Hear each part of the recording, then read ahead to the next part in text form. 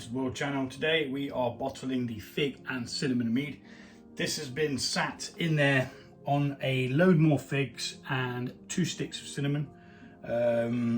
Each cinnamon stick broken up into 3 to try and get a bit more flavour out of it. So today we're going to take a hydrometer reading. I still can't find my bloody books of the old school recipes that I've made and the newer ones that I've done. The book was nearly bloody full of it as well, so I'm a bit annoyed at the moment, but I'm starting a new book just with this data so I can transfer it over to that so I know what's popping. So first things first is we're going to take a hydrometer reading, and then we're going to rack it off this fruit and into this, and then from there we'll bottle. That can go in there for now. Now, it's been a while since this one was started. This was started on the 9th of last month. It is now the 28th of June.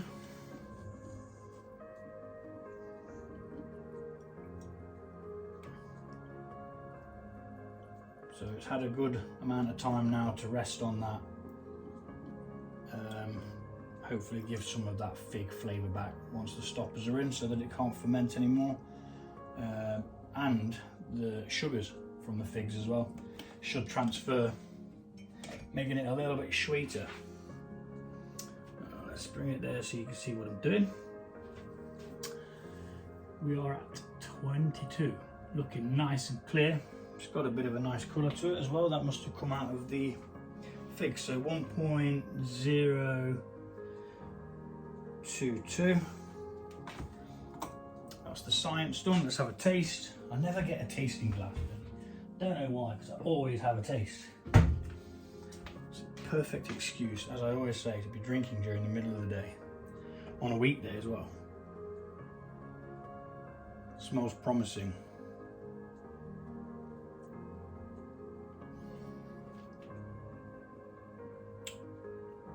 Oh yes, cinnamon's definitely there. Sweetness from the figs, definitely there.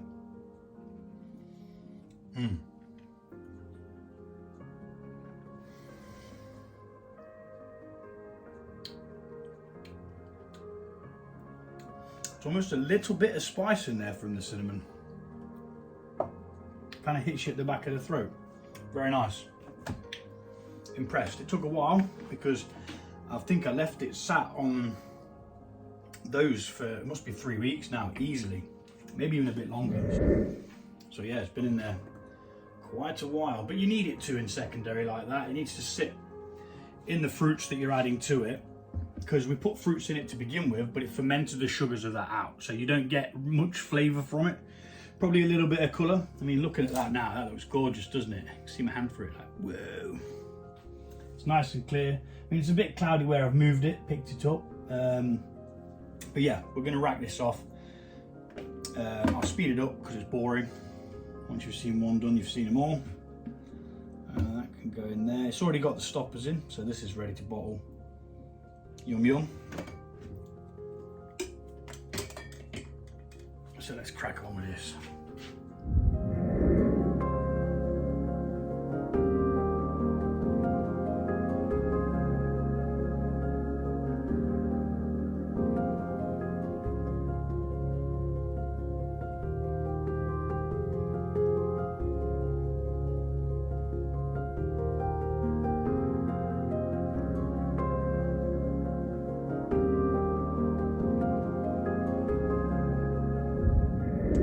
Okay, so there's not enough to fill this final bottle, so I'm going to pour some into some little tester bottles and hand them out to people, local mead for local people. And I think I'm due a new bottle wand, as this has just given up the ghost, which is a bit annoying. It's actually leaking out at the end without the stopper doing what it should be doing, which is not good, which is why I had to tip a bit out of that. I could probably tip a bit more out of it, to be honest. Get them all about the same level. Right, so I'm going to sort that out, put that into some smaller jars. I've got these little farty jars that I give people samples in. Just mates though, like, I don't pass them out to everybody. I have given a couple of bottles out in the past of mead. People have been quite impressed with it, but it's the handling of people's data, you know. I don't want to have to get into that, but it's just one of those things that I thought about it and I thought it's probably best not, because I only do this as a hobby. I don't do it for any monetary gain or whatever. So yeah, these are the little jars. I'll fill these up and I'll just go, what do you think to that? It's just a quick yeah, and people will let me know what they think. Right, so we've got 4 litres of that, well, slightly over, but not enough to bottle. Now, it has actually got a bit of a haze to it now, because I got a bit greedy and I tried to get a little bit more out of it than what I should have.